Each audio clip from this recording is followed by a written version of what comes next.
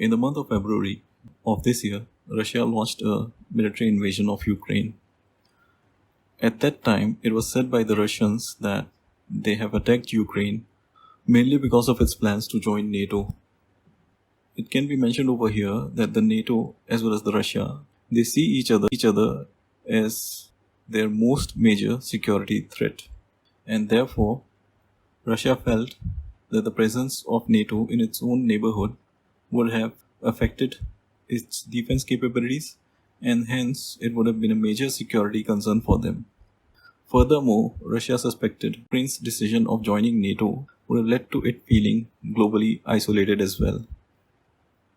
Another reasons which was provided for the Russian aggression towards the Ukraine was that the Russia believes that there were regions in Ukraine, especially in its eastern as well as the southern parts, in which the Russian language is spoken.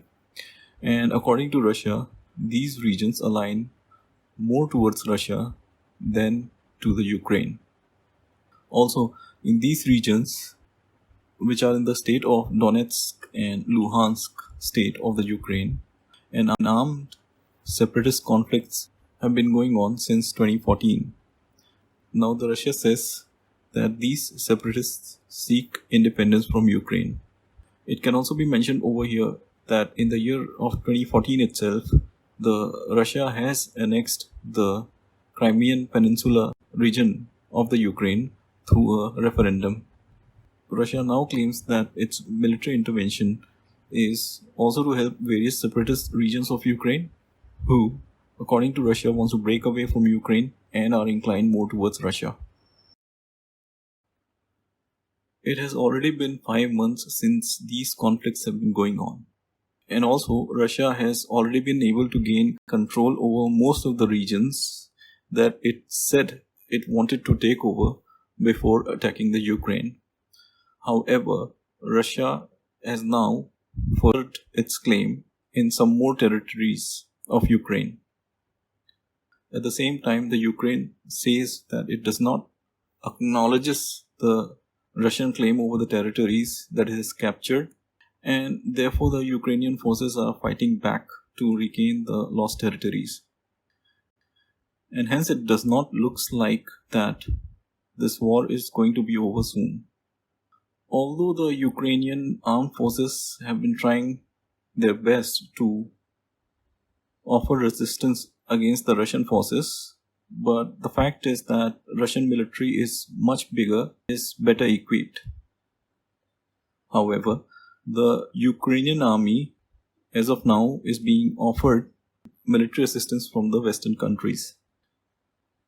Also, the West says that it has imposed strict sanctions on Russia so that Russia is not able to continue the war as effectively as it would have otherwise. But it needs to be mentioned over here that these sanctions do not seem to have been impacting Russians the way the West has expected they would. Currently, Russia is still able to sell commodities such as oil and gas to various countries, including the European countries. Moreover, recently Germany put up a strange request of one-time waiving of sanctions on Russia so that the supply of a turbine from Canada to Russia is ensured, so that the maintenance of the pipeline that supplies natural gas from Russia to Germany gets completed as soon as possible.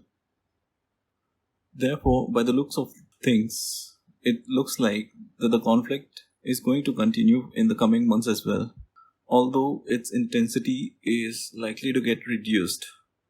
Russia will aim to gain the territories that it claims to have inclination towards Russia, whereas the Ukrainians will try to fight against that and will also try to reclaim the territories it has lost. Russia might be able to obtain some of those territories, like it was able to do so with Crimea. Some of those territories it might not. The conflict will be over once Russia, Ukraine, as well as the people of Donbas and Mariupol region of the Ukraine, which are under contention, agree upon any status quo, and the differences between the West and the Russia get moderated a little.